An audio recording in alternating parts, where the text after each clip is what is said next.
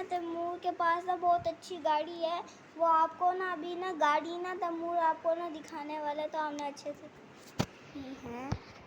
ये रहा तैमूर, इसके हाथ में है रिमोट, और ये देखिए गाड़ी पुलिस वाली। तैमूर तो इस दफ़ा ना यहीं बैठे रहना, चलाना शुरू करो। वो देखिए इतनी दूर चली गई गाड़ी, अब आगे से चल ही नहीं रही। तैमूर आगे आ जा फिर। देखिए ये रही गाड़ी, चलती जा रही है अच्छी, और ये आगे चलती है। बहुत अच्छी गाड़ी है ये तो। देखिए तो दोस्तों, आपको हमारी गाड़ी कैसी लगी? अच्छी लगी तो लाइक करें, चैनल को सब्सक्राइब करें। मैं आपको मिलता हूँ अगली वीडियो में। बाय बाय दोस्त।